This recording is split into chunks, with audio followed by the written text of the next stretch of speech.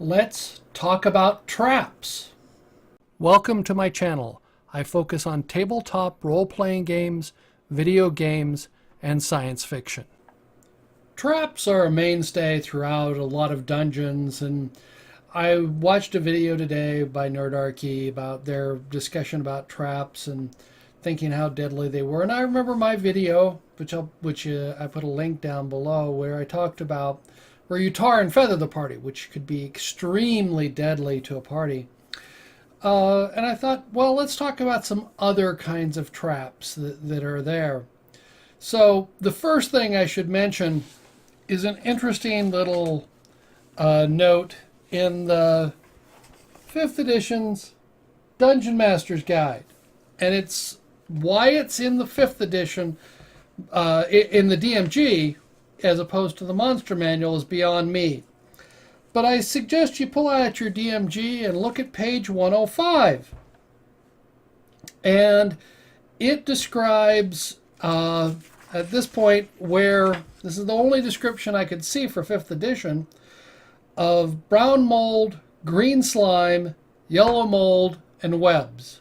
So one of the things that's always fun is green slime, because it is a dungeon hazard, and it's been around since original Dungeons and Dragons, and it's a nasty stuff and things like that. So that you put that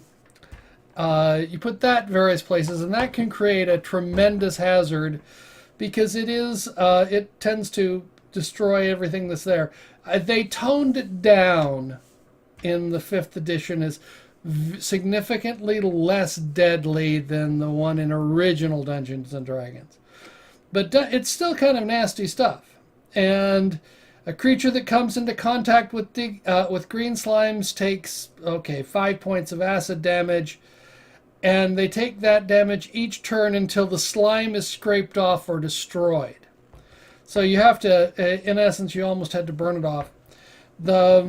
I remember playing through some adventure or reading through some adventure where they'd ran into a bunch of I think it was thieves or something, but the thieves had found a crevice in the back of the cave that the way they got rid of their garbage was that at the bottom of the crevice was or crevasse, or whatever you want to say, was green slime. So they'd throw all their garbage down there, and the garbage would just disintegrate into green slime. Interesting approach to handling your problem with waste. You have brown mold, which I've never really used much. It grows and pulls heat away from things. Sorry, something in my throat. Now, yellow mold I've used. That's the other one that's kind of nasty that you can put down there. You get poisoned and it puts out a cloud of spores. Those are standard dungeon hazards that are in the DMG. They're in the 5th edition DMG. So you just have to look at them, and why they're not listed in the Monster Manual is sort of beyond me. However, there are some older traps that people tend to forget about, and I'll talk about some traps that are defined in there and some really nasty traps which come from real life. So if I'm going to pull up a picture, this is from Blackmore, page 11. And you'll see that off to the, down in, I think, the lower right-hand corner.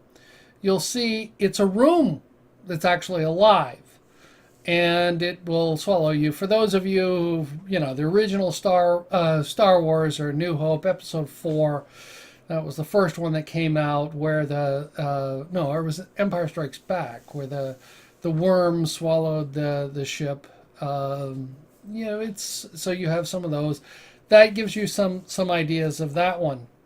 So there are some traps that go way, way back. And if you pull out your trusty copy of Greyhawk, which is mine, is, shall we say, very battle um, battered and so on. It's got 2 pages of traps that actually I don't see reproduced anywhere else in there. Let's just hit a couple of them. Giant bubbles which float around in corridors and rooms of the dungeon. The slightest touch will explode them, causing 1 to 10 dice damage depending upon the level they are on. The bubbles might be the bubbles might 1 in 6 contain a gem.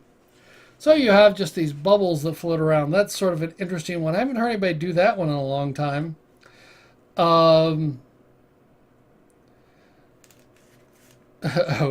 Doors which have intelligence and are usually malign. This makes me think of the Hitchhiker's Guide to the Galaxy, and the where they did that one, and the doors would sigh and so on. But it's there. Some of these are interesting, and some of them are not that great. But it says room complexes which are all part of a monster. The first room being the mouth, the next the stomach, and so forth. That's what I put in there. And some of these became monsters in their own right.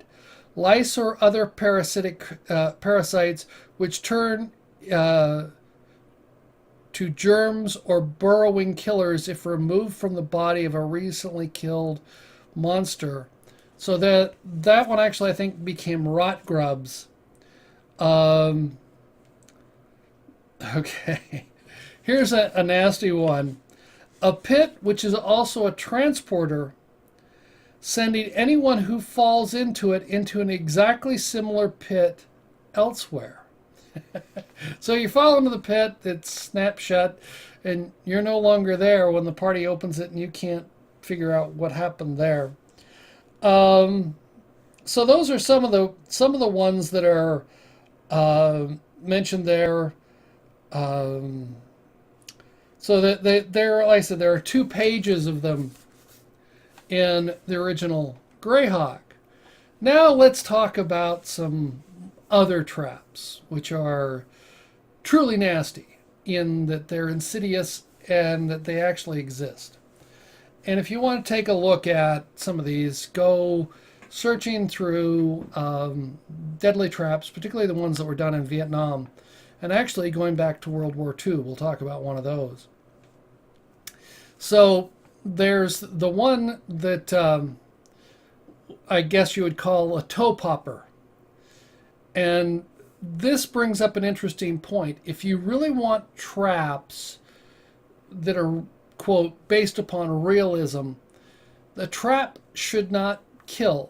Man traps are normally you don't want to kill, you just want to injure, because that means that the group has to have somebody else that they have to take care of.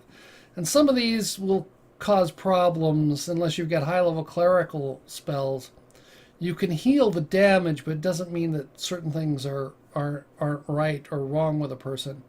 The toe popper, you would step on a plate and imagine shooting up from the floor is a large blade, which the purpose of the toe popper is to literally cut the toes off. That's all it does. It doesn't kill you. It just cuts your toes off, which is going to cause problem and grief and pain. And real world, that one's a fairly nasty one. The other one, which, okay, if you're going to put explosives into your world, you can do what's called the Bouncing Betty. Now, the United States Army has a mine called the Bouncing Betty.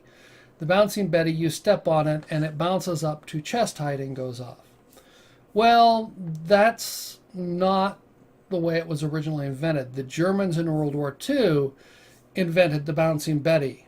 And the Bouncing Betty bounced, when you stepped on it, it released a charge and it bounced up to groin height and exploded. The purpose of the Bouncing Betty was to castrate, to basically destroy the manhood of the soldiers.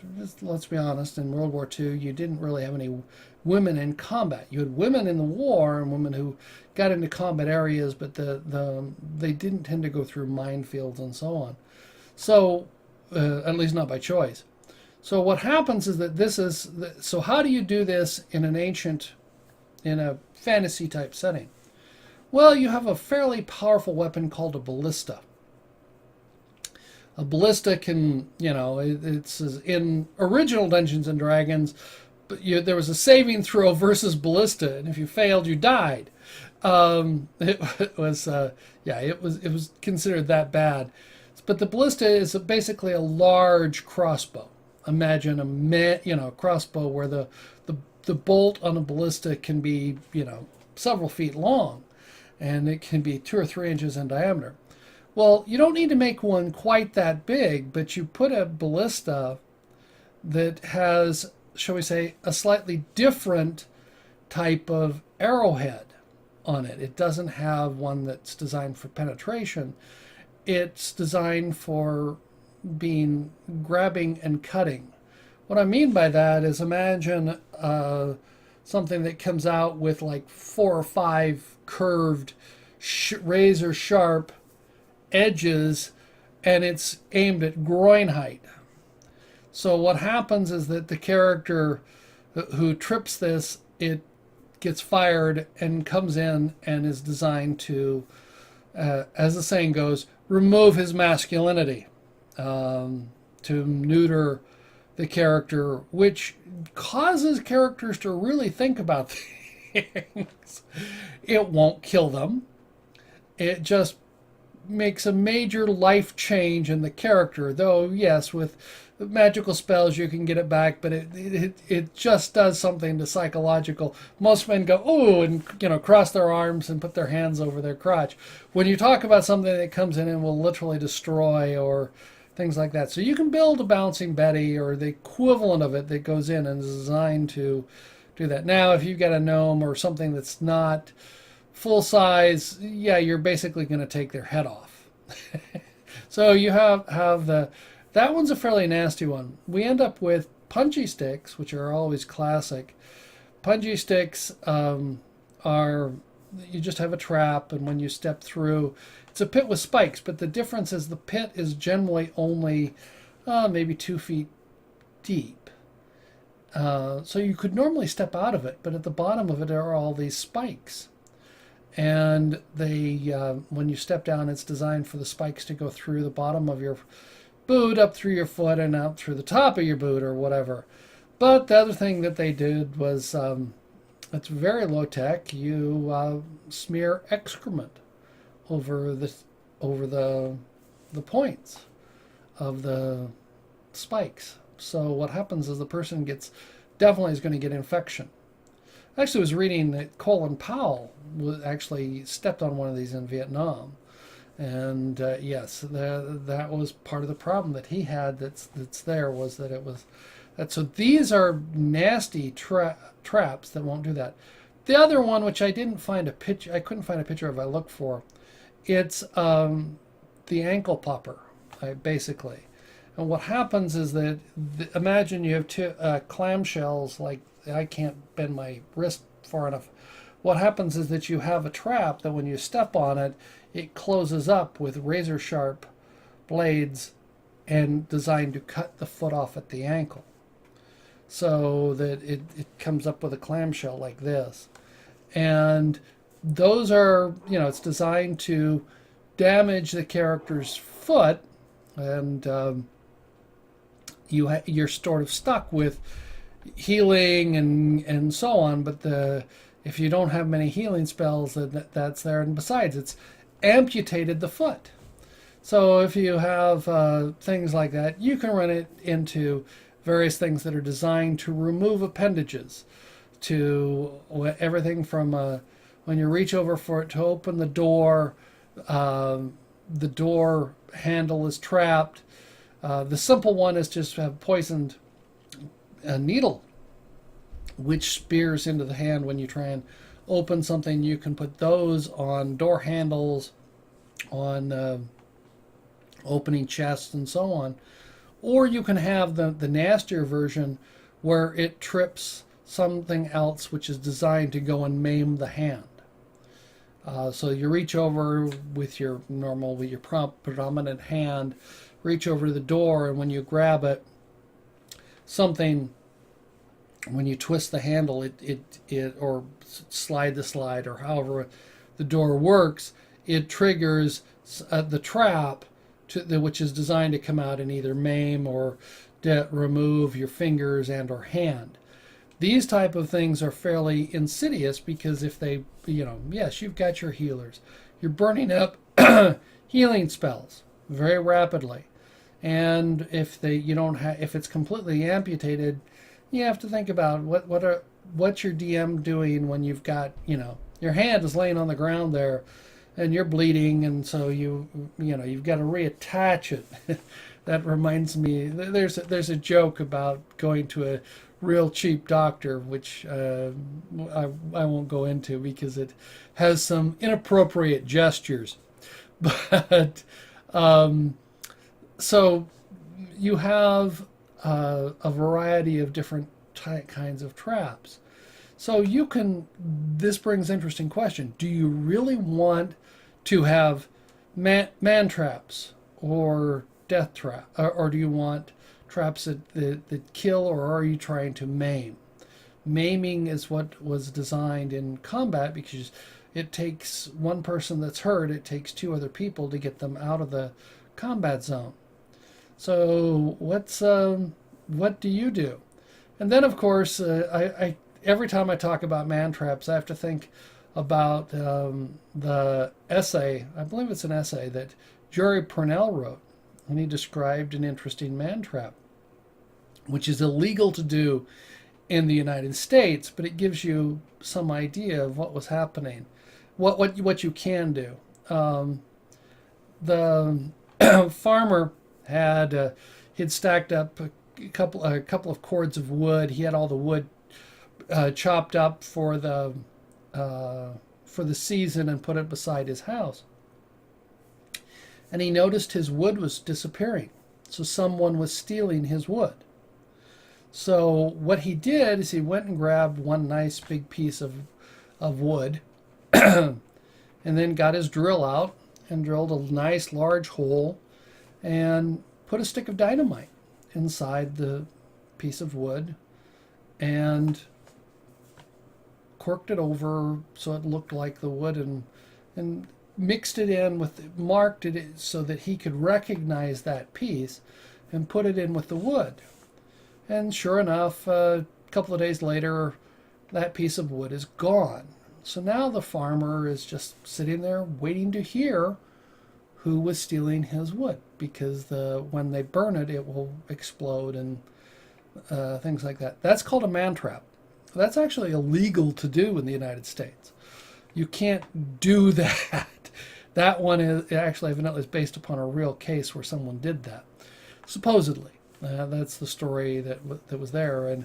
But you can create things like that. Create where the party finds, just they're coming along in the woods and they find, here's a fire circle and there's some firewood laying beside the circle, so they can they want to build a fire for the night, and the fire circle is already there, so they can just build the fire. All the stuff is there, so they got the wood and put it there, or they can gather their own wood. But since it's an existing fire circle, you can trap the fire circle itself, or you can trap wood that's set beside it. So that you can do outside or even indoors if they're doing a long stay inside a dungeon. So what kind of traps have you done? Have you created traps designed to maim and to play with your character psychologically, like traps that tend to try and castrate the characters? Or have you played in adventures where the DM is as devious as I am and has done things like that? I'd like to hear your stories. Thank you for watching my video. I look forward to learning what you think about this video. Let me know in the comments below. I appreciate all your comments. If you like the video, give it a thumbs up. If you don't like the video, give me a thumbs down. I appreciate both forms of feedback. If you're new here and would like to subscribe, you can click on the icon on the left. If you're interested, there's more content on the right.